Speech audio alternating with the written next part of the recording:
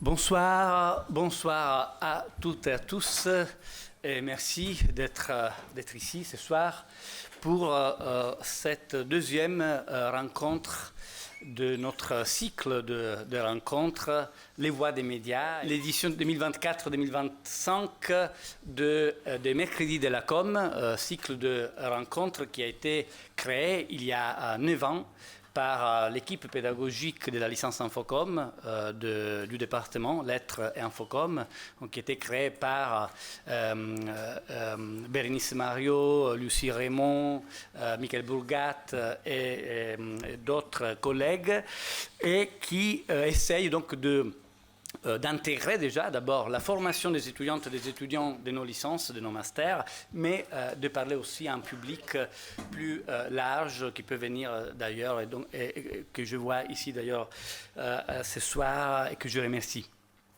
Merci à l'équipe Confcom, à l'association Confcom qui collabore à l'organisation de notre cycle de rencontres. Merci à Inès Constantin, qui est notre chargée de communication. Merci à la faculté des lettres qui rend possible tout cela. Et enfin, merci à Gaspard Ganser. Merci d'avoir accepté l'invitation qui venait de la part de l'équipe étudiante. Gaspard Ganser, diplômé de Sciences Po et de l'ENA, en 2008, il a intégré la mairie de Paris comme directeur de cabinet de Christophe Girard. Vous pouvez me corriger si je dis... Ça est très vrai. Jusque-là, ça va.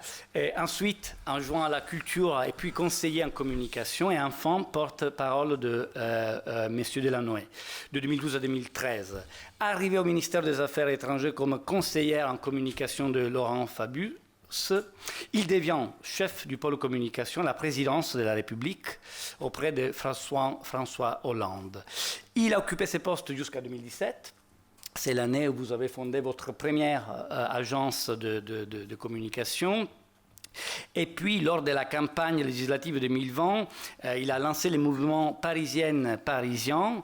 Vous avez annoncé votre candidature à la mairie de Paris. Enfin, vous avez candidaté comme tête de liste dans le 6e arrondissement avec la République en marche et vous n'avez pas été élu, mais ça arrive. Et chroniqueur dans plusieurs émissions, à la radio, à la télé. Il est entre autres l'auteur de Êtes-vous encore de gauche dans les coulisses de la chute du PS, et il est professeur à Sciences Po Paris. Et c'est surtout et d'abord au professeur que je me permets de poser une question, j'espère pas trop pédagogique. C'est-à-dire, est-ce qu'on peut partir déjà d'une première définition de ce que c'est que la politique pour vous, et puis de ce que c'est que la communication pour vous, et enfin, ce que c'est que la communication politique. Ça prend un cours entier, ça. Oui. Alors, c'est amusant parce que c'est souvent le... Merci beaucoup déjà à tous, et tous les deux particulièrement pour cette introduction, et à tous pour cette invitation. Je vois les gens que j'ai déjà pu voir pour une interview il y a quelques semaines, et je suis vraiment très heureux d'être ici. J'étais venu il y a quelques années revenir dans ce lieu et me remplit de joie. C'est amusant parce que cette question, je commence souvent par cette question quand je fais mon cours à Sciences Po HEC Paris. Je pose la question que c'est la politique, c'est la communication, et je dis qu'il y a évidemment plein de manières de définir l'un comme l'autre, et ce qui compte c'est finalement d'en avoir des définitions les plus personnelles, parce qu'en fait elles sont aux sources de mon propre engagement militant mais aussi professionnel. Du côté de la politique, on peut y mettre bien des choses sur la vie en société, les valeurs, l'idéologie, mais pour moi la politique c'est ce qui permet d'animer la vie des citoyens et de changer leur vie, tout simplement. J'y vois plus la politique peut-être en tant que policy, si on prend la terminologie anglaise, qu'en tant que politics. Et j'aime bien cette idée de l'action dans la politique plutôt que du champ politique et de l'univers politique. Et donc la communication politique, puisque la communication pour moi c'est l'art de faire circuler des informations, des idées, des messages, des images. C'est ce qui doit permettre de faire comprendre, faire connaître ce que l'on va faire et ce que l'on a fait. Moi, je ne crois en la communication que si elle est au service du fond. Je ne crois pas en la communication simplement comme un art du travestissement, du maquillage, du buzz. Évidemment, ça existe. Ça peut être amusant de temps en temps de faire des coups de com', de la disruption, de déplacer l'attention, parfois d'ailleurs au service de nobles causes. Et je ne vois pas la communication comme une forme de manipulation, mais plutôt comme une forme de médiatisation possible de l'action politique, quelque chose qui doit servir à la politique et non la détourner. Or, aujourd'hui, on y reviendra peut-être, on peut parfois observer l'inverse, c'est-à-dire que la communication prend plus de place que le fond, et certains hommes et femmes politiques, souvent plus des hommes d'ailleurs, sont un peu des coquilles vides idéologiques et politiques qui ne sont essentiellement bons sur les réseaux sociaux et beaucoup moins bons quand il s'agit d'aborder les problèmes de fond. Voilà, mais on pourra en parler des heures, on peut l'approfondir si vous le souhaitez. Merci. Et justement, cette dimension de la médiatisation de l'action politique qui ne doit jamais se substituer à l'action politique elle-même, quelque chose qui existe depuis toujours, peut-être. Depuis au moins, je crois, les moments où Jules César écrit le De Bello Gallico. Oui, on est déjà, la guerre des Gaules, oui, bien sûr. Oui. On est déjà dans une médiatisation, c'est sûr. Les moments où Marc Aurèle publie ses pensées, on est déjà dans la médiatisation. On l'est quand Auguste impose la publication de l'Énéide, qui pourtant n'avait pas été achevée, et on est là aussi. Donc oui, c'est quelque chose, et vous le dites dans plusieurs entretiens, qui existe depuis toujours. C'est vrai, non, ça existe depuis toujours, depuis très très longtemps, mais je crois que ça prend une dimension nouvelle avec, et je le dis dans vous qui connaissez ces questions par cœur, avec l'apparition des médias de masse qui en fait décuplent cette question, donc la télévision, la radio, la presse écrite fin du 19e, et encore plus avec l'information en continu, non pas à la télévision, mais en direct sur les réseaux sociaux, et ça avec des intermédiations. Aujourd'hui, les images, les sons, les textes sont partout dans notre quotidien. On passe 4, 5, 6 heures par jour devant un écran en permanence, l'écran de notre téléphone ou de notre iPad, plus tout ce qu'on fait par ailleurs et toutes les images qui nous sollicitent toute la journée. Donc le risque que la communication prenne le dessus sur l'action est peut-être encore plus réel et tangible aujourd'hui. Qu'à l'époque de Marc Aurèle et Jules César, où bon, il fallait quand même, tout le monde ne recevait pas dans sa boîte aux lettres ou sur la paume de sa main la guerre des Gaules en se réveillant, quoi. C'est sûr. C'est vrai. Mais c'est vrai qu'on, merci monsieur, c'est vrai qu'on entend souvent dire que tout est communication. Je ne sais pas déjà si vous partagez ces postulats de l'école de Palo Alto. On dit aussi que tout est politique, que tout acte, toute action, toute conduite porte forcément des valeurs politiques. Et aujourd'hui, tout est numérique. Et donc, comment, justement, quelles sont, à votre avis, disons, les difficultés que la transition numérique peut apporter à la communication politique? Et là, je pense, juste pour mentionner un exemple, à ce qui s'est passé lors des attentats en novembre 2015, lorsque Facebook active l'appli Safety Check, qui donc contribue à la façon dont nous avons vécu cet événement. Est-ce que de votre point de vue, les Safety Check étaient à ce moment-là une interférence potentiellement perturbatrice de votre action, au contraire, une forme de collaboration, parce que cela a mis en sécurité psychologique des centaines et des centaines de milliers de personnes. Voilà, je ne sais pas si à ce moment-là, vous avez peut-être d'autres priorités que de voir... Non, on l'a vu. Moi, je m'en plutôt rendu compte au cours de la soirée. C'est intéressant parce que quand vous parlez de Facebook et de 2015, j'ai vraiment l'impression que vous parlez de la chanson de Roland ou de la guerre de 100 ans. En 9 ans, tellement de choses ont changé dans le rapport aux réseaux sociaux. Et c'est vrai qu'à l'époque, alors quand Facebook s'est développé en 2007-2008, il y avait ce côté utopique, sympathique de l'agora mondiale et aussi de la capacité de revoir, rencontrer des gens qu'on ne voyait pas par ailleurs, donc à la fois la dimension sentimentale et émotionnelle et la dimension politique.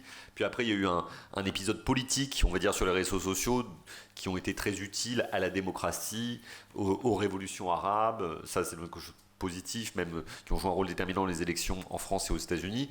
Puis, face à des crises majeures, comme par exemple les attentats de 2015, mais tout ça me semble maintenant vraiment très très loin, parce que quand je pense réseaux sociaux, les choses qui me viennent, c'est plutôt des éléments de perturbation aujourd'hui, du point de vue de la communication politique, affaiblissement du temps de concentration, du fait qu'il devient très très difficile d'obtenir la concentration des gens pendant plus de 3-4 minutes aujourd'hui, sans que les gens regardent leur téléphone portable, soient sollicités j'ai tellement l'habitude d'être sursollicité par des écrans.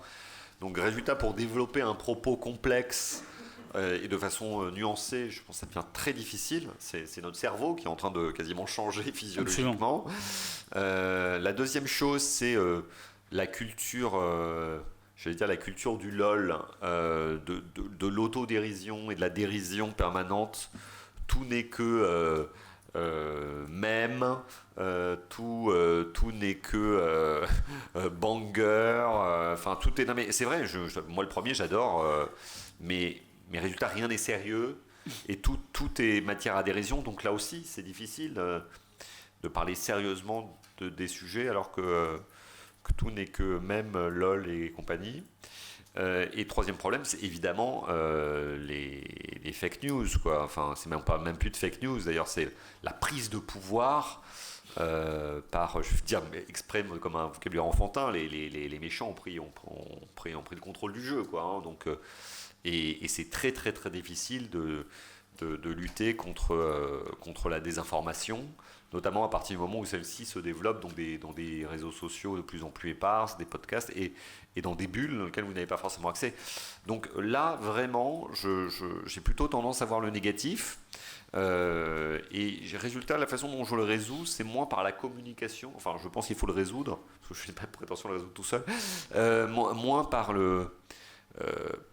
la communication ou l'outil, on va dire, que par le fond. Je pense que ce qui reste fort, c'est deux choses. C'est le contenu du message. C'est pour ça que je crois que ce qui sauvera la communication politique, c'est l'idéologie en politique et c'est le message, en fait. C'est le contenu de ce qu'on a à dire qui, en fait, c'est la puissance, quoi, la puissance de la parole quand elle est assise sur un constat de la société et une proposition d'avenir.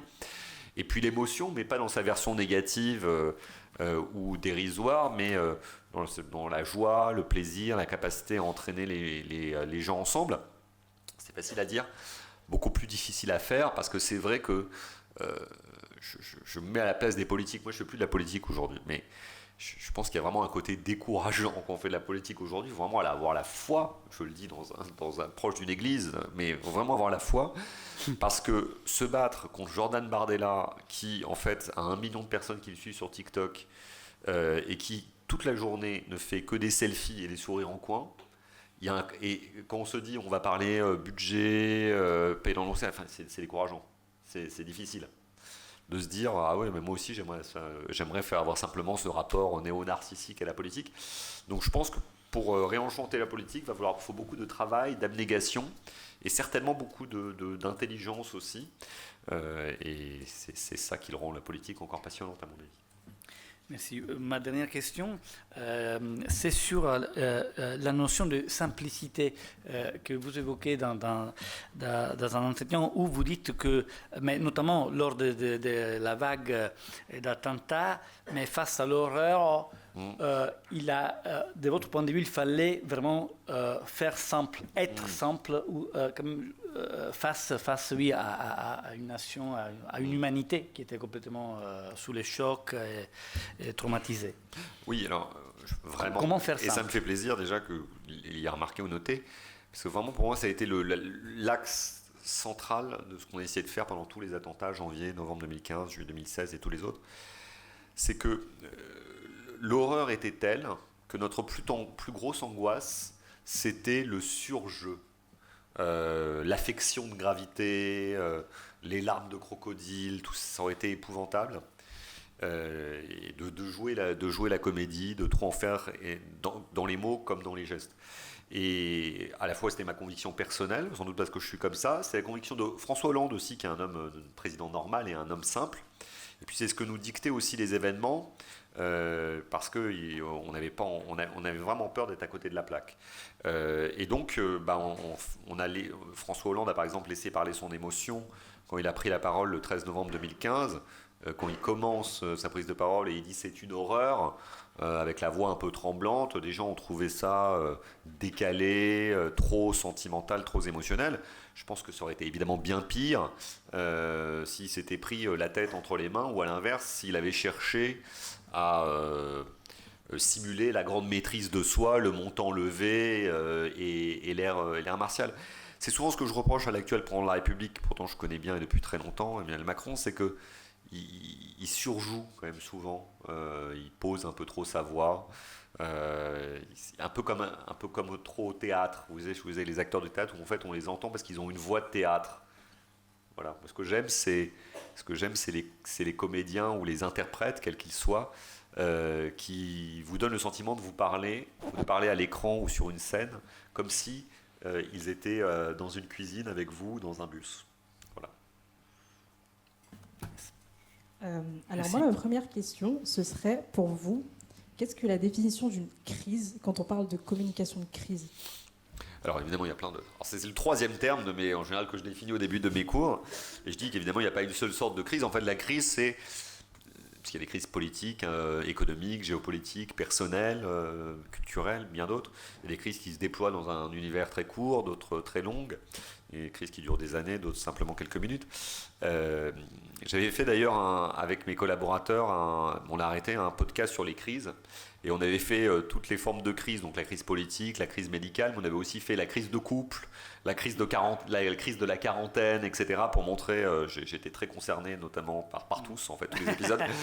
Et on avait vu de cette manière-là. Non, je crois que la crise, c'est ce qui n'est justement pas dans le guide, c'est le moment où les choses ne se passent pas comme prévu. On dit souvent qu'il faut anticiper les crises, s'y préparer, mais en réalité, la vraie crise, c'est justement quand un événement survient et que vous ne l'avez pas anticipé, ou en tout cas quelque chose se passe d'une telle manière que ça change à peu près tous les plans. Ça suspend votre agenda, ça suspend votre attention, votre communication, votre action, et bien vous n'avez pas, votre premier réflexe, c'est de vous dire, mais comment est-ce que je vais faire pour m'en sortir ?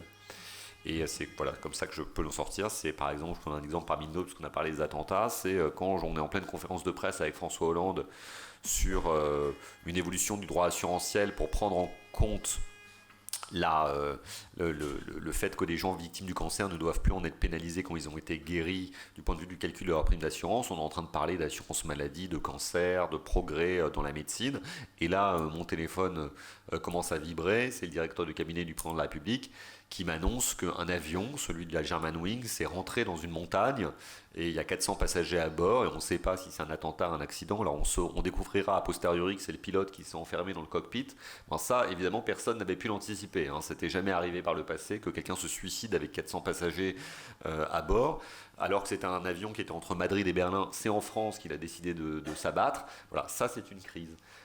Particulièrement spectaculaire, mais une crise, ça peut être aussi une petite phrase non maîtrisée, un off non maîtrisé. Par exemple, quand Emmanuel Macron dit hier ou avant-hier, ou de toute façon Barnier va sauter, et que tout son entourage se retrouve, toute la presse le reprend, et que tout son entourage vont dire mais non, il n'a jamais dit ça, mais pas du tout, alors que 10 personnes l'ont entendu. C'est une autre forme de crise, plus légère, moins grave, mais ça existe.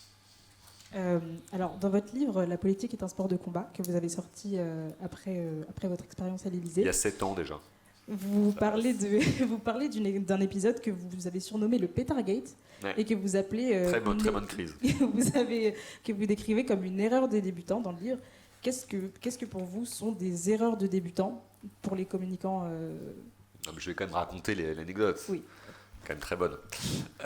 Donc je quitte le Quai d'Orsay parce que j'en peux plus de prendre l'avion, parce qu'on prenait l'avion 4 à 5 fois par semaine. Et vraiment, j'étais épuisé, j'avais une vie de famille avec des jeunes enfants, c'était plus possible. Donc je vais au porte-parole du gouvernement travailler avec le ministre de l'Agriculture, Stéphane Le Foll. Et je dis à tout le monde, voilà, je me range des voitures, boulot sédentaire, très calme, etc. Celle qui est aujourd'hui mon ex-femme me dit merci, etc. C'est formidable, on va enfin pouvoir se retrouver. Et tout. Et je dis, bon, de toute façon, rien ne me conduira à changer, sauf si l'Élysée me propose de venir travailler. Je savais que ça n'avait aucune chance d'arriver. Au bout de 3 jours, Aquilino Morel, qui était le conseiller communication politique, conseiller spécial, se fait virer parce qu'il s'est fait... Mediapart a révélé qu'il s'est fait cirer ses chaussures, c'est totalement absurde, dans un salon de l'Élysée, que par ailleurs, il y a une suspicion de conflit d'intérêts avec l'industrie pharmaceutique de par ses fonctions passées, il a été blanchi depuis. Et 10 personnes, visiblement, sont contactées pour prendre sa succession. Tout le monde dit non, parce que François Hollande est à 18% dans les sondages.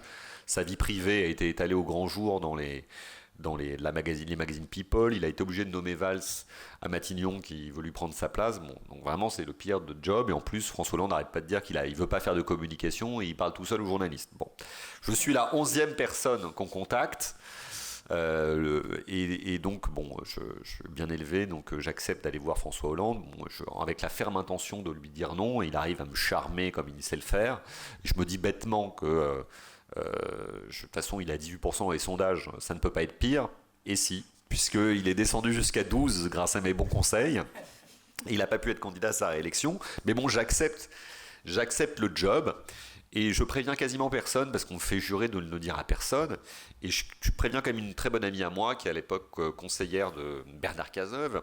Et elle me dit franchement, t'es complètement fou d'avoir accepté le job, mais je te donne un seul conseil, va sur ton Facebook et élimine la totalité des photos privées, fêtes, ski, etc. Donc j'y vais. Alors, il y a à l'époque beaucoup de photos sur Facebook. Et donc je supprime des dizaines et dizaines de photos. Moi torse nu à la plage, moi ivre dans une boîte de nuit, moi en train de me battre avec des amis en faisant semblant de l'être, etc. Moi jouant au poker, etc. Je pense avoir tout fait, etc. Bon. Et ma nomination est annoncée, je reçois des dizaines de messages de félicitations, de journalistes, content de travailler avec toi, bon courage, franchement c'est sacerdotal, etc. Jusqu'à ce qu'un journaliste que vous connaissez sans doute, parce qu'il était à Quotidien, puis après à LCI, maintenant il est sur TF1, qui s'appelle Paul Laroutourou, m'appelle, il me dit « Ah, salut Gaspard, félicitations, bon courage. Écoute, c'est hyper amusant, je suis allé sur ton compte Facebook qui est ouvert, ah là, je n'ai pas pensé à le fermer, et je crois que sur une photo, tu fumes un pétard, c'est une photo de 2007, 2008, je dis non, je crois pas, ça m'étonnerait. Je passe fébrilement. Mais il me dit, je te l'envoie si tu veux. Et maintenant, il m'envoie 3 photos d'ailleurs. On me voit à l'évidence avec une cigarette roulée. On va dire les yeux très rouges et compagnie. Bon, bref. Et là, je me dis, bon, bah voilà, vraiment, je pense que ça va être la nomination la plus courte de l'histoire de l'Élysée. Je dis ça à Hollande, tout penaud, qui est complètement catastrophé. Bon, il avait l'habitude d'attirer les emmerdements comme la pluie et le reste. Donc, il était à peine surpris, quoi. Il me dit, bon, écoute, on va bien voir ce que ça donne. Et bon, j'ai de la chance parce qu'à l'époque, les réseaux sociaux sont développés, mais pas autant que maintenant. Et en fait, le truc est plutôt tourné à la rigolade, c'est-à-dire que les gens se moquent de moi. Le petit journal va sur mon Facebook et fait un sujet de 6 minutes sur l'ensemble de mon album photo. Donc on voit tous mes potes, ma sœur, etc., qui reçoivent des messages parce qu'ils ne comprennent pas pourquoi ils se retrouvent passés à la télé. Et moi, je laisse passer la vague. Et j'en parle pas, je réagis pas. François Hollande ne me vire pas, à ma grande surprise. Et donc quelques jours plus tard, ou quelques semaines plus tard, je suis revenu sur le sujet dans une interview à Stratégie, en disant que j'en étais vraiment pas fier.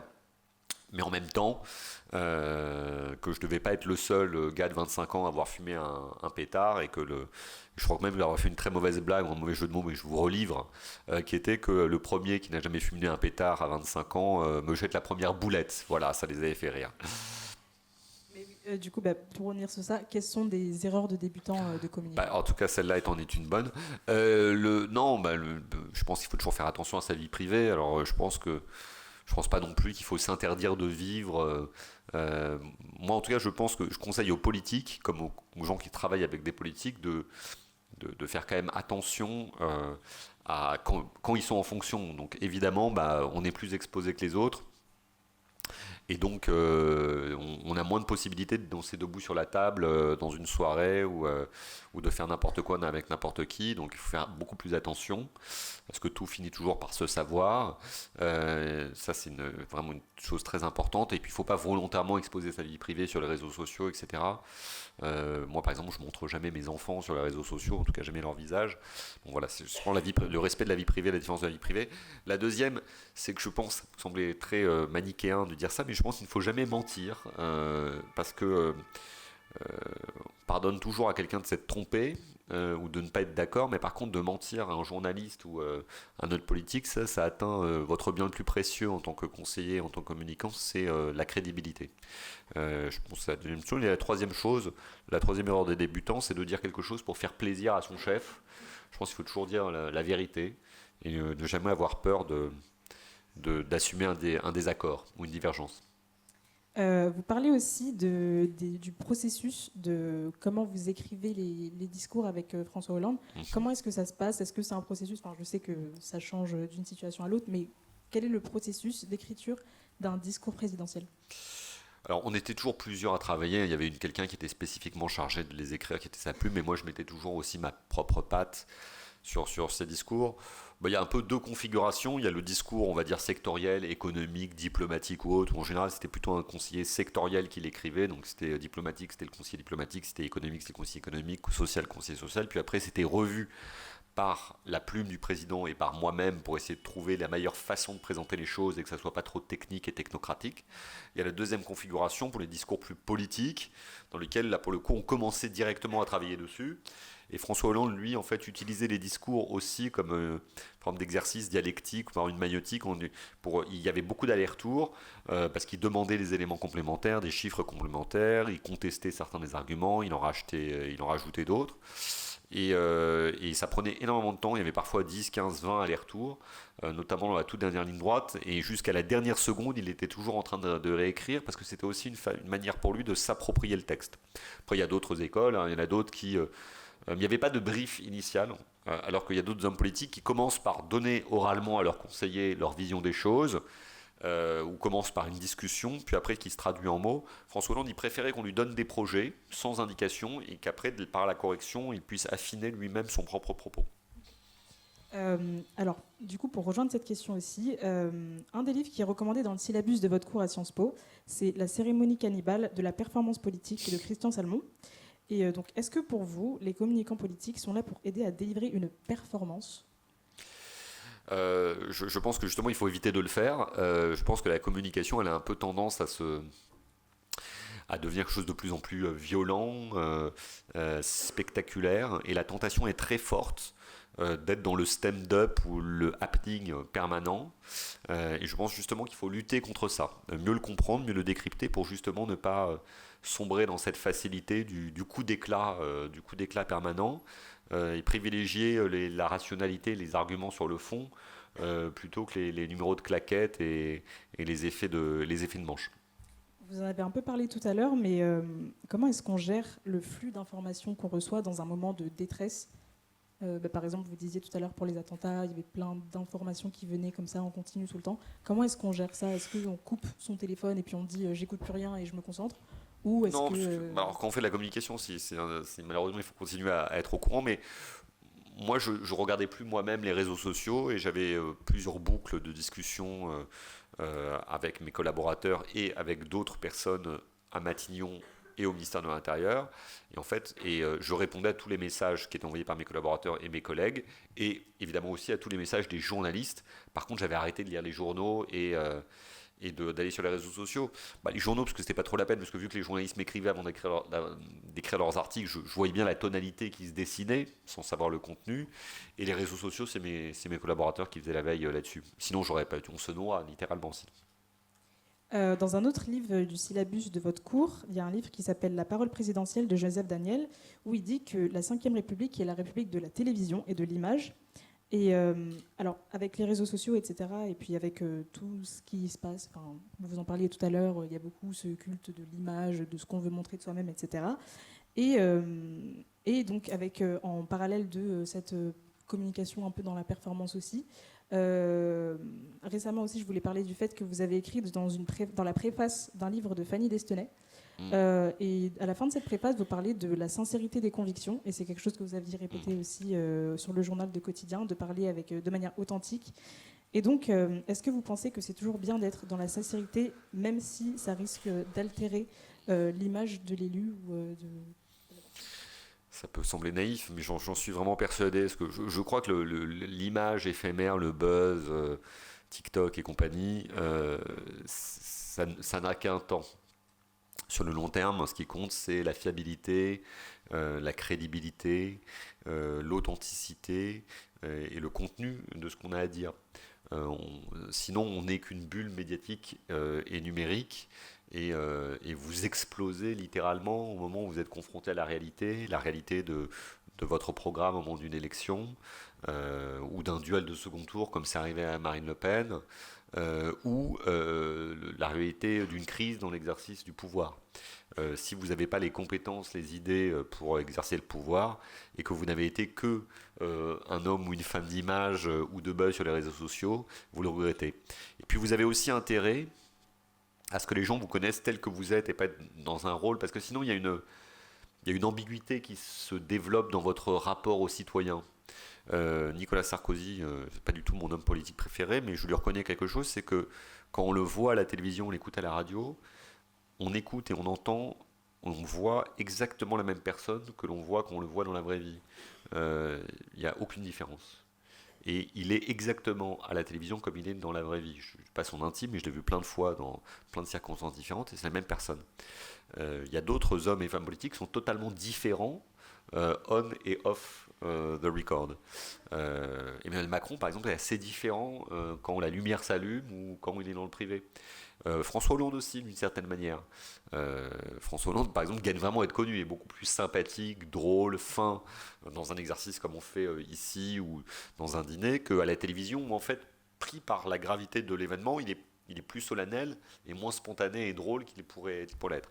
Moi, je pense qu'on gagne toujours à se montrer tel que l'on est. Et on le voit d'ailleurs avec Trump, hein, enfin, ça marche. Non, mais c'est vrai, ça marche très bien. Et donc, ma dernière question, ce serait quels sont, selon vous, les défis que nous, les futurs communicants, on va rencontrer à l'avenir, que ce soit dans la politique ou même dans la communication de manière générale? C'est difficile à dire, déjà parce que vous avez la vie devant vous, et donc vous allez découvrir plein de choses que moi je n'aurais pas expérimentées. Je pense qu'il y a des choses qui restent des fondamentaux qui resteront toujours vrais. Je pense que ce qui compte, c'est la curiosité, l'ouverture d'esprit, justement le fait de ne jamais répéter des schémas préétablis, des recettes toutes faites, mais de toujours se remettre en cause, de penser contre soi-même. C'est particulièrement vrai dans la communication, qui est pour moi un métier créatif, au moins autant qu'un métier analytique. Oui, il y a des techniques à observer en relations presse, en communication numérique, en écriture des discours, en organisation d'événements. Il faut de la rigueur, bien évidemment. C'est indispensable. Sans la rigueur, rien n'est possible. Mais ce qui fait la différence, c'est la créativité. La créativité, c'est les idées que vous allez aller chercher par ailleurs, le goût du jeu sur les mots, sur les images, l'idée que vous aurez trouvée dans une petite case, en bas d'une page dans un journal, ou en écoutant quelque chose à la radio, en regardant une série, en lisant un livre. Je pense que c'est ça qu'il faut faire, avoir cette curiosité et la transformer en idée, en proposition pour les gens pour qui vous travaillez. Merci beaucoup.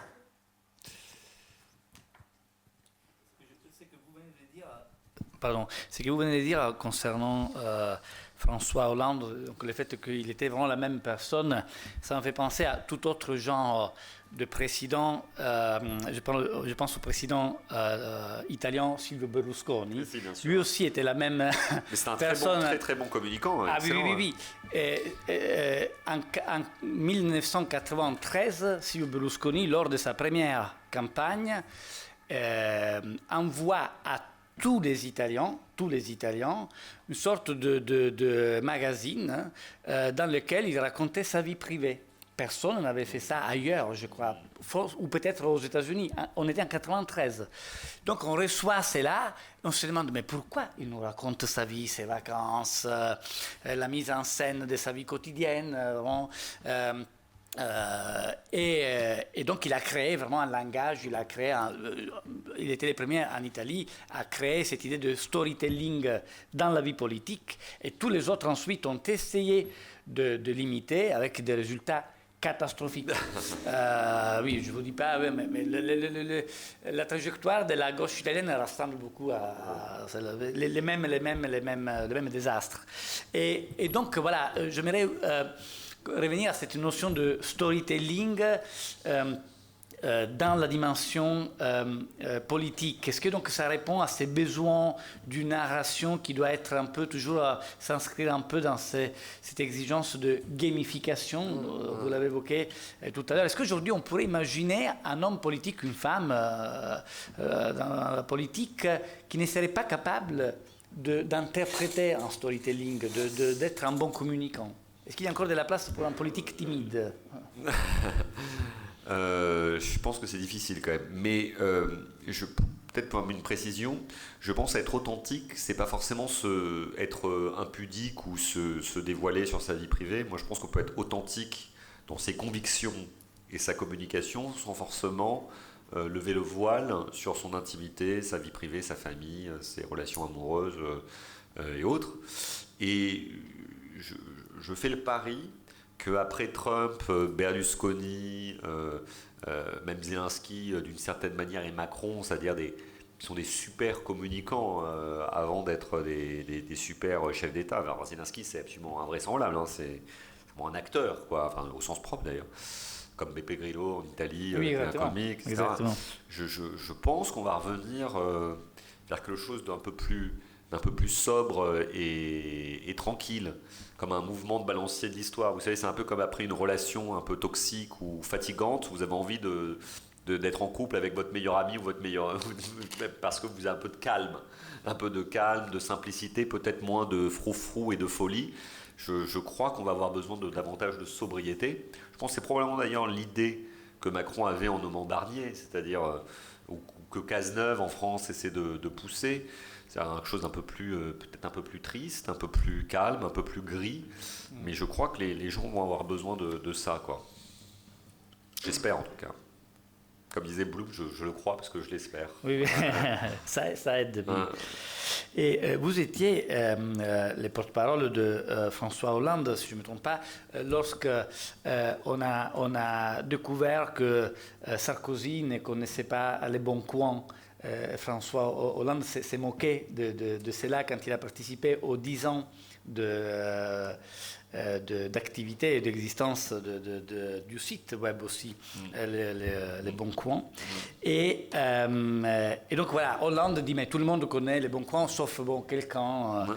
Et voilà, alors qu'en Italie c'est plutôt les prix d'un litre de lait qui personne, aucun parlementaire n'a idée de combien ça coûte. Le prix de la baguette en France aussi. Ils ont demandé combien ça coûte un kilo de pain. Hier, un parlementaire italien a dit 1 euro les kilos. On est à 5 euros les kilos. C'est voilà. Une belle différence. Hein. Et oui, est-ce que, donc, parmi les tâches, les finalités justement de l'infrastructure qui gère la communication d'un président de la République, par exemple, donc, il y aurait aussi cette tentative de faire en sorte que la base ne le regarde pas comme quelqu'un qui conduit vraiment toute une autre vie, ce qui est partiellement vrai, peut-être. Comment faire pour approcher les deux phases, les deux dimensions distantes Oui, alors les femmes et les hommes politiques, à l'évidence, n'ont pas la même vie que les autres. Ils ne sont pas obligés de le faire croire, d'ailleurs. Non. Et je crois, d'ailleurs, que les citoyens n'attendent pas que leurs représentants soient exactement comme eux. Ça, c'est la première remarque. La deuxième, c'est que je ne pense pas que le meilleur conseiller ou la meilleure conseillère du monde ne peut pas compenser un manque d'empathie et de rapport réel d'un dirigeant politique. Et la troisième chose, c'est que je pense qu'aujourd'hui, les politiques sont beaucoup moins connus qu'avant. Les politiques connues en France, il y en a peut-être une dizaine. Aujourd'hui, je pense que 90% des ministres du gouvernement actuel de Barnier, même Barnier lui-même, je pense, vous le mettez dans le métro. Non, mais vraiment, ça va, ça passe. C'est pas Zidane ou Mbappé. Vous voyez ce que je veux dire? Enfin, on n'est pas du tout à ce niveau de notoriété-là. On a du mal à retenir les noms, ça change tout le temps, physiquement ils se ressemblent. Non, c'est vrai. Je me posais une question récemment, c'est est-ce qu'on a déjà vu Jean-Noël Barrot, ministre des Affaires étrangères, et Benjamin Haddad, ministre des Affaires européennes, et Stanislas Guerini, ancien ministre de la fonction publique, dans la même pièce? Vous regarderez leur tête à tous les trois, ils se ressemblent beaucoup. Beaucoup. Je fais une blague, je les aime bien tous les trois. Mais c'est vrai que voilà, il y a un anonymat, donc quelque part, comme plus personne ne les reconnaît, parce que plus personne ne les connaît vraiment, ils peuvent sans problème aller à la boulangerie et au Franprix, ils ne seront pas très embêtés à mon avis. C'est le conseil que je leur donnerai. Merci. Avant de poser des questions sur votre agence et sur l'activité de votre agence, on peut ouvrir déjà, si vous voulez, aux questions de la part du public. Merci.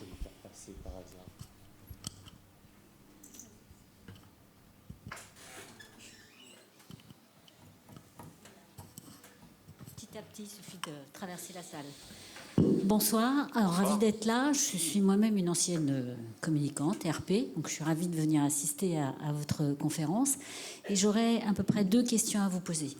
Vous nous parlez de la communication vraie. Or, aujourd'hui, les agences de RP se définissent comme des agences d'influence, ce que je trouve un peu délicat par rapport au discours aujourd'hui d'authenticité que vous nous dites qui doit être la base de toute communication, qu'elle soit d'entreprise ou qu'elle soit de communication politique.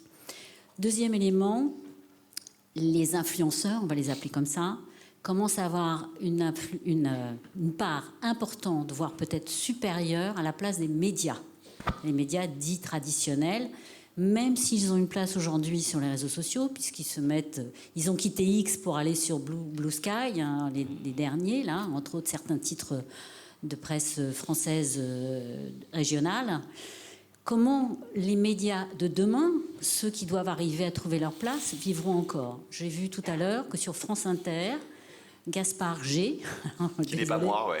Qui n'est pas vous, voilà, qui est un influenceur, on va dire, qui lui se met à travailler avec des journalistes pour son propre site, va intervenir sur France Inter à 8h45 le matin sur des questions d'actualité, donc de politique aussi. Quelle va être un petit peu cette collusion, cette place? Comment on va retrouver aujourd'hui effectivement une communication qui va à la fois toucher la tête et le cœur? Bonne question.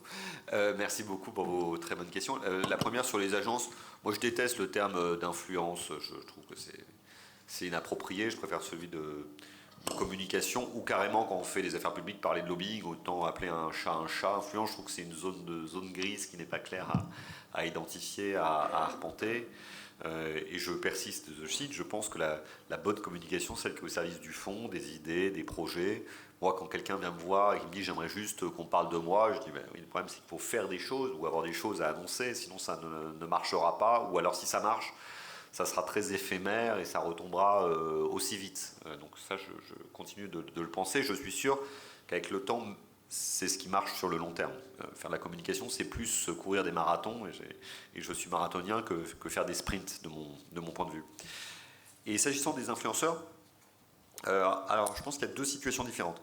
Il y a l'influenceur en type ancienne star de la télé-réalité qui est installé à Dubaï, qui vend sa notoriété éphémère pour vendre tout et n'importe quoi.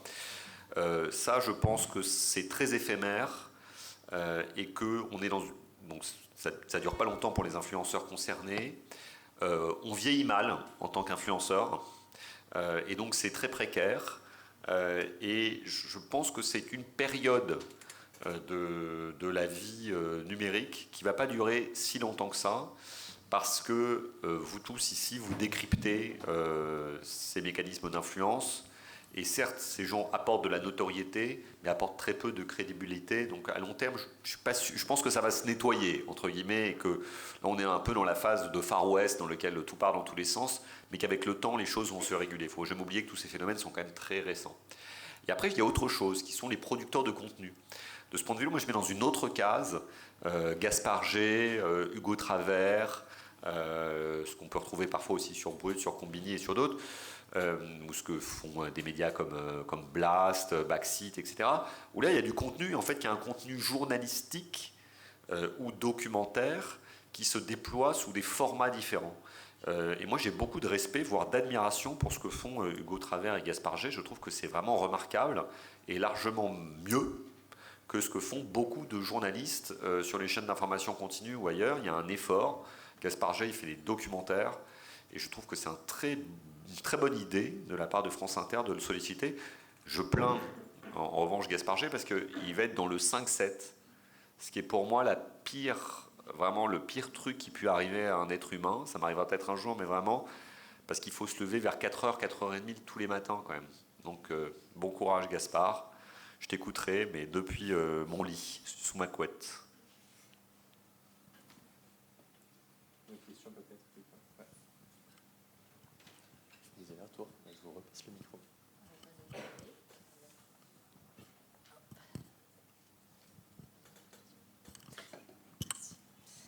Bonsoir monsieur, merci beaucoup de votre intervention. J'aurais également deux questions assez différentes.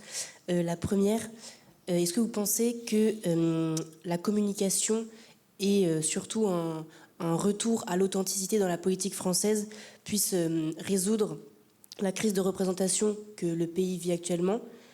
Et deuxième question, au début de votre intervention, vous avez parlé du fait que l'utilisation massive des réseaux sociaux par les hommes politiques et les femmes politiques puissent conduire à un dévoiement de la politique. Est-ce que vous pensez que si on pousse ce phénomène, ça puisse conduire à un affaiblissement de notre modèle politique et démocratique et en élargissant un peu la focale à un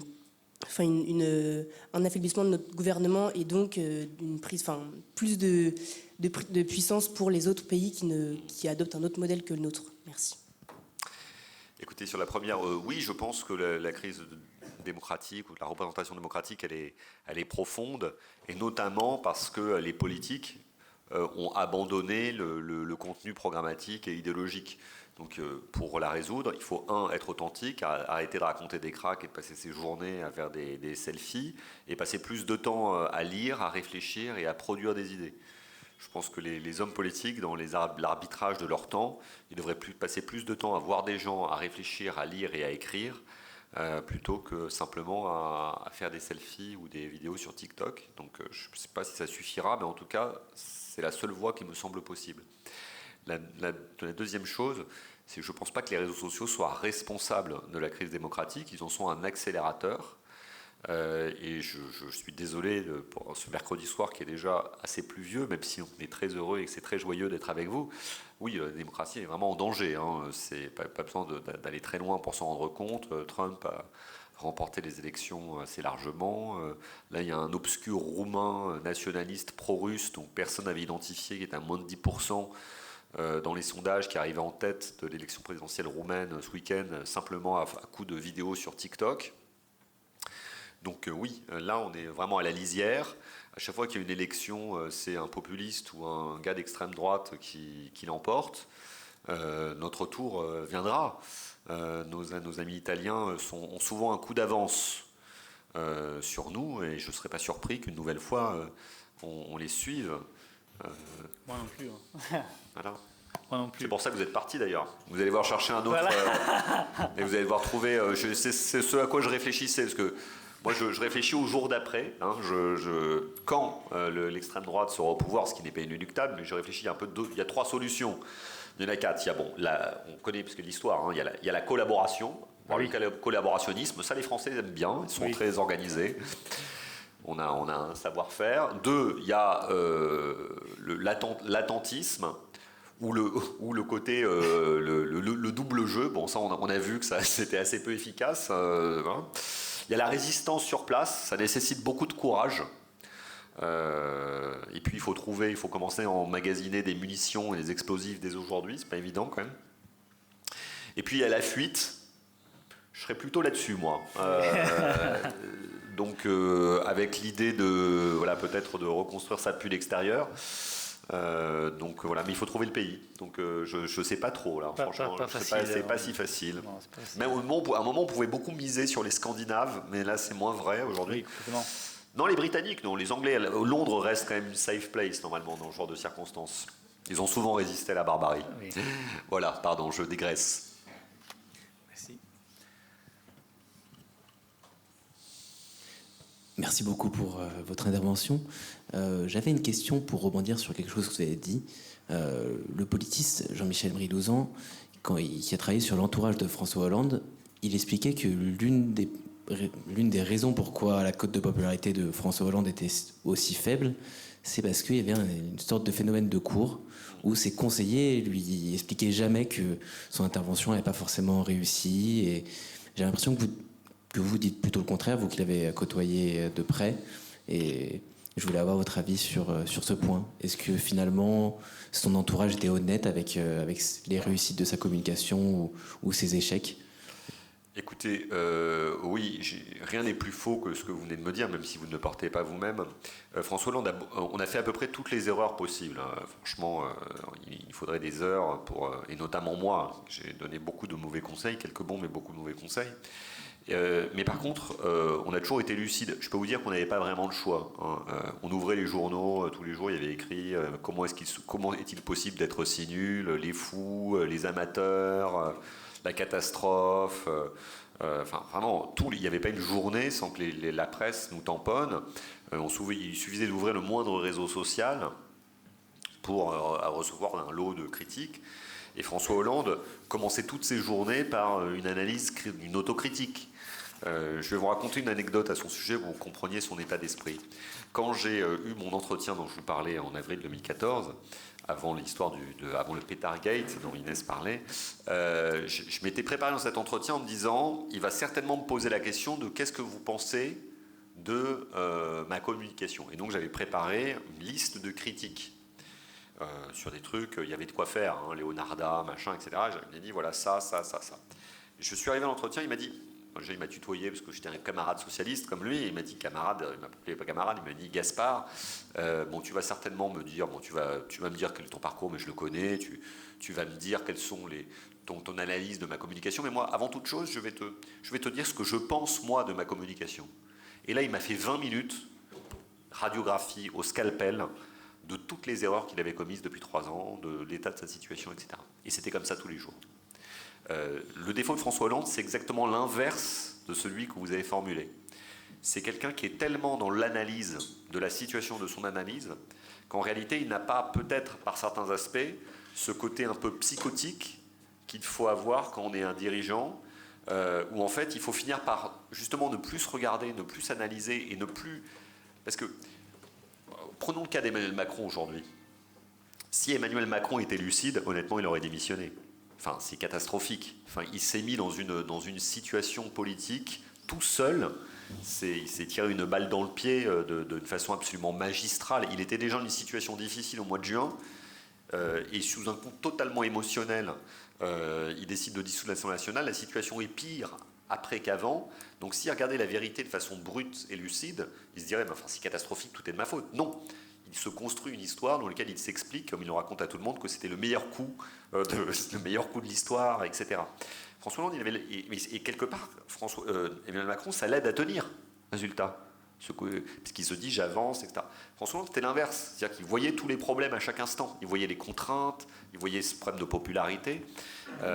Et donc, non, voilà, c'est totalement faux. Mais je ne connais pas la personne qui a écrit cela. Après, il y a des phénomènes de cour à l'Élysée, c'est sûr. Mais à l'époque de François Hollande, il y en avait plutôt moins qu'ailleurs.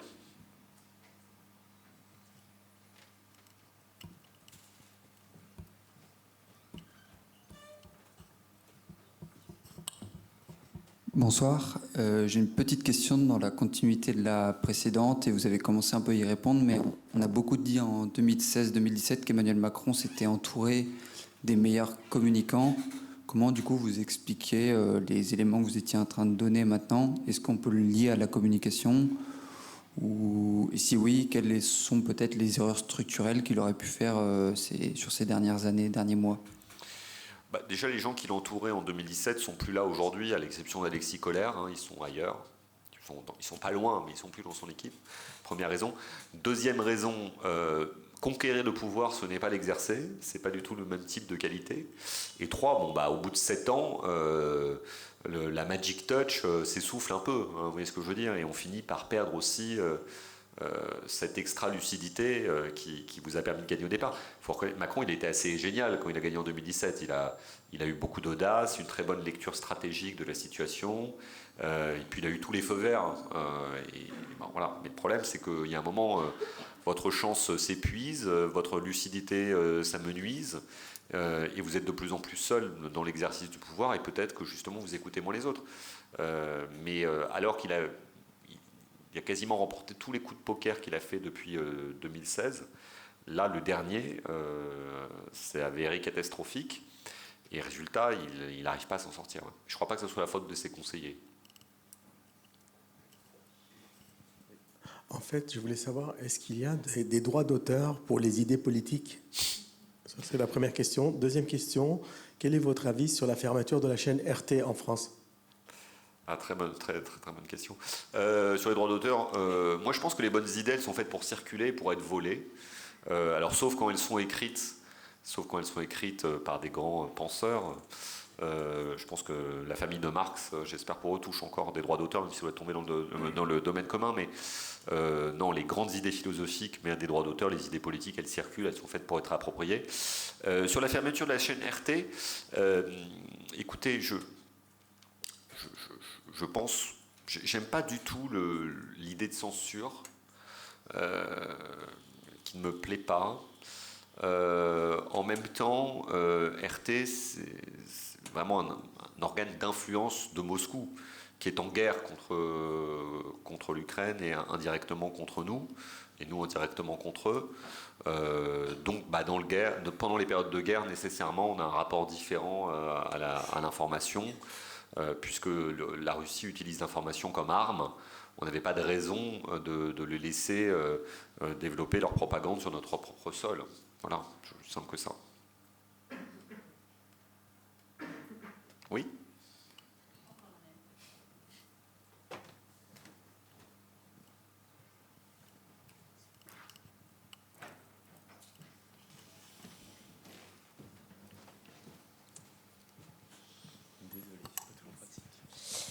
Pour rebondir sur ce que vient de dire le jeune homme et ce que vous venez de dire, que pensez-vous aujourd'hui du fait que des grands groupes industriels prennent possession de grands groupes de presse?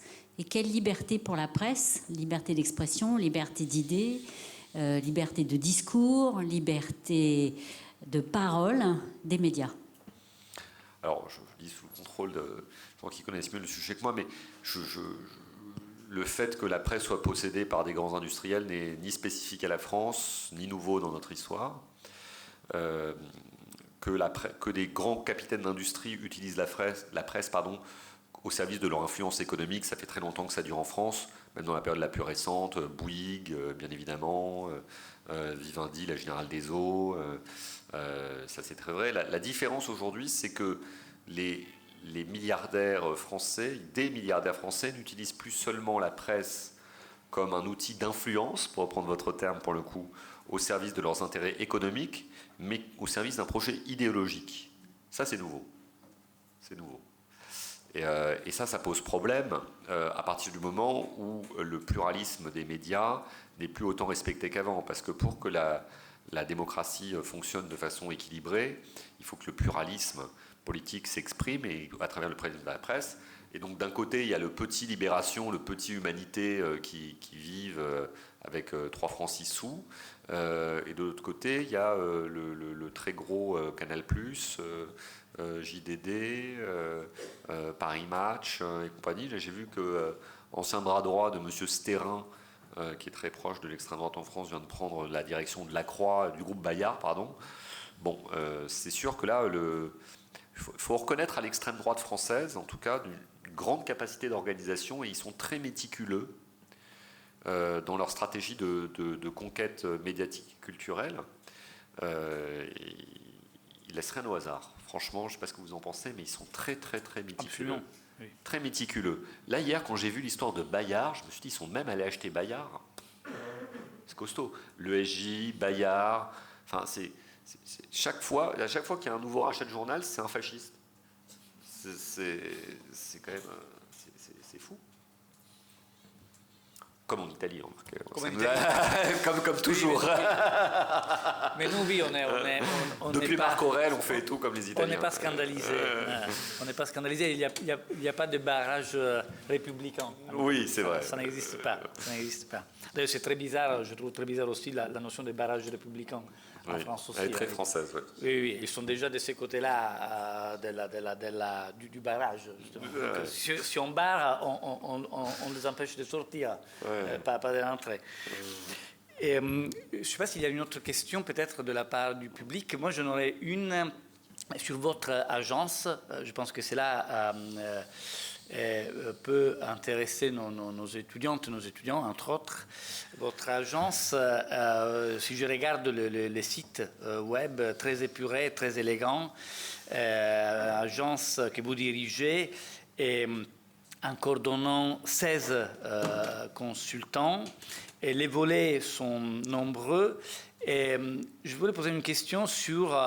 donc je peux les mentionner, c'est stratégie, communication, influence digitale, crise, et puis media training. Merci. Et vous dites, dans les sites, on peut lire que la prise de parole médiatique est quasiment assimilable à un sport de combat. Voilà, moi j'aimerais savoir qui sont les interlocuteurs, les clients de ce volet en particulier, du volet media training.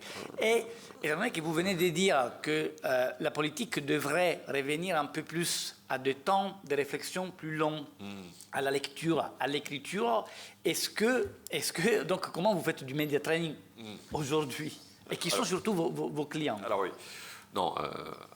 Alors, comme tout le monde, je ne suis pas une contradiction près, hein, c'est le plaisir de la vie. Oui. D'autant plus que le site commence à dater déjà, et on est en train de le refondre, pour vous dire la vérité, parce que je l'ai fait en 2020, dans une période très marquée par la crise du Covid, etc. Et je pense qu'on va présenter les choses de façon différente. Donc, je vais peut-être moins parler du passé ou de la façon dont on est formulé aux choses que de l'actualité et de l'avenir.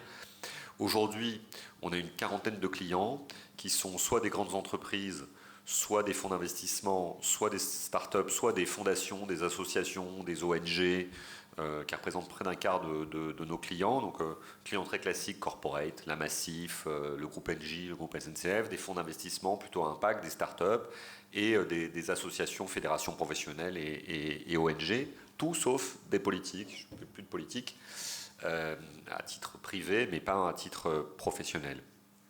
On fait principalement 3 métiers, des métiers, on va dire, de la stratégie et du planning stratégique, dans lesquels on aide nos clients qui sont des entreprises et des dirigeants ou des associations à réfléchir à leur positionnement vis-à-vis de leurs parties prenantes et vis-à-vis de l'opinion publique, vis-à-vis de leurs salariés, vis-à-vis de leurs actionnaires, vis-à-vis de leurs partenaires, vis-à-vis des citoyens, des cibles qu'ils privilégient. On travaille sur l'image, le message, les plateformes, on va dire, de marque, comme on pourrait dire, même si c'est moins propre pour un dirigeant. On fait de la communication opérationnelle, donc des relations presse, de la communication numérique, de l'écriture, de discours, de tribunes et autres, et un peu d'affaires publiques, de relations publiques. Et enfin, on fait de la communication de crise, qui est souvent le moment où on intervient sur le media training, où en fait on fait du coaching très rapproché vis-à-vis des clients. Et ça s'équilibre assez bien entre les 3 grands pôles, le pôle stratégie, le pôle communication et le pôle crise, avec des missions qui sont très différentes, parce que les missions de crise sont des missions très courtes, 1 mois, 2 mois, 3 mois. Les missions de communication sont des missions sur le long terme, 1 an, 2 ans. Et les missions de stratégie, on va dire, sont intermédiaires, 3 mois à 6 mois. Et donc, qu'est-ce qu'il faut apprendre aujourd'hui pour être efficace lorsqu'il faut répondre à un journaliste et que donc il faut donner une réponse en 1 minute peut-être? C'est ce qu'on a toujours reproché, qu'on continue de reprocher en Italie à la gauche, c'est de ne pas savoir parler à la télé, parce que tout est trop complexe, mais le réel est complexe. C'est quelque chose que nous disons souvent à nos étudiantes et nos étudiants. Il faut relever le défi de la complexité. L'université est là pour cela. Et donc, comment conjuguer la complexité du réel, et donc de la pensée, du discours, avec les exigences des médias aujourd'hui? Je pense que chacun a son truc, mais moi je réfléchis toujours en même temps à l'émission et à la réception du message. Et j'essaie toujours de me dire quelle va être la reprise ou la compréhension des gens qui verront en direct ou en différé, ou liront en direct ou en différé, de ce que j'ai dit. Et si je devais choisir une phrase ou 2 phrases ou 3 phrases qui seraient reprises, qui correspondraient au fond de ma pensée ou de la pensée de mon client, quelle serait-elle? Et donc voilà, j'aime bien travailler de cette manière-là, en faisant un aller-retour entre ce que j'ai à dire et ce que je veux qu'il soit retenu. Et j'essaie de trouver le bon équilibre pour que ça soit le plus juste possible, tout en étant suffisamment bien dit pour que ça soit retenu. Moi, j'adore ce que je préfère dans la communication, vous l'aurez compris, c'est le travail sur les mots, même si j'aime bien les images aussi, hein, je trouve que c'est super, mais si j'avais dû faire de la publicité, je pense que j'aurais été meilleur concepteur-rédacteur que directeur artistique. Je pense qu'une image peut être très marquante, mais je crois qu'on retient quand même beaucoup la force, la puissance des mots, et j'adore travailler justement sur la concision, qui n'empêche pas du tout de traiter la complexité du monde, je crois. Je pense donc c'est court, mais c'est puissant. Ça c'est encore. I have a dream, c'est pas mal aussi. C'est pas mal ça aussi. Marche. Oui. Et une dernière question de ma part sur la notion de réputation numérique, qui ne signifie pas peut-être exactement ce que cela pouvait signifier il y a 12 ans, 15 ans, quand on parlait de cyberespace, on considérait tout cela comme un espace parallèle. Et aujourd'hui, on comprend bien que ça intègre la réalité.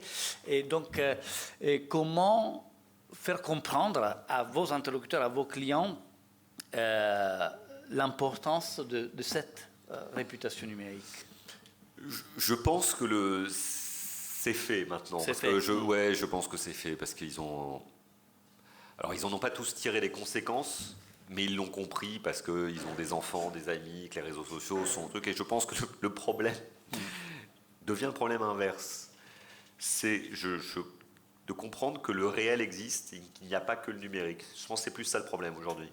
Il y a des gens qui n'ont plus que des existences numériques de par leur image, de leur message, et quand on les rencontre, parfois, on est saisi. Déjà, on ne reconnaît pas les personnes physiquement à force de filtres et de 27 photos prises dans tous les sens. Et surtout, quand c'est plus monté, que c'est plus simplement un tweet ou un haïku sur Instagram, mais un discours plus complexe, on peut trouver d'un coup les gens très inintéressants. Et donc non, je crois qu'aujourd'hui le défi, c'est alors peut-être de tirer les conséquences de la prise en compte de la réputation numérique en y faisant attention, maintenant qu'il y a cette prise de conscience, mais aussi de faire attention, rappeler que le réel existe et que tout n'est pas que filtre Instagram et musique d'ambiance sur TikTok, même si c'est très sympa aussi. Moi je passe des heures sur les réseaux sociaux, donc je pense que je pourrais ne pas m'en passer. Voilà. Si vous voulez une dernière question, on avait promis... 30, ouais. Voilà, on avait dit 30, donc on est dans les temps. Est-ce qu'il y a une dernière question? J'aurais peut-être juste une dernière question. Allez. Quand on fait de la communication, on doit connaître, faire paraître et aussi paraître face aux autres. Est-ce qu'il y a un ras-le-bol, un moment qui se crée face à ça? Surtout quand on travaille avec Bertrand Delanoë ou avec François Hollande, il faut toujours bien montrer les choses. Oui, c'est sûr.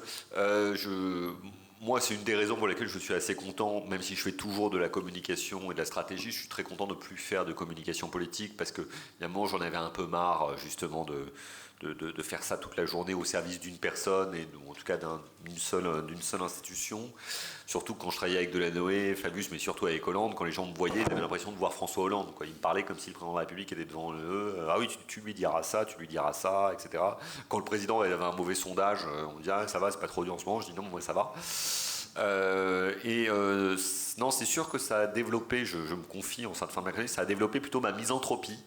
Et donc j'adore maintenant les moments où je me retrouve seul ou simplement avec des amis proches ou avec la famille. Trop de communication peut tuer la communication, et donc je suis très content aujourd'hui d'un truc un peu plus normal dans lequel la représentation, la communication, c'est mon métier, mais c'est sur une partie de ma vie et de la journée. C'est pas le week-end et c'est autre, et je trouve ça très bien comme ça. Donc peut-être le dernier conseil est un mantra, c'est qu'une bonne manière de faire de la communication, c'est aussi de savoir qu'il y a des moments où on ne doit plus du tout en faire. Voilà. C'est très bien déterminé. Merci beaucoup. Merci. Merci infiniment, c'était très intéressant. Merci beaucoup. Merci beaucoup Gaspard Ganser, merci beaucoup. Merci à toutes et à tous, merci encore à Inès Constantin, merci aux étudiantes, aux étudiants de l'ASSO. Prochain rendez-vous, mais c'est en 2025, le 12 février, avec Anne-Fleur Delestre, qui est auteure et réalisatrice de documentaires pour la télé. Merci beaucoup, bonne soirée.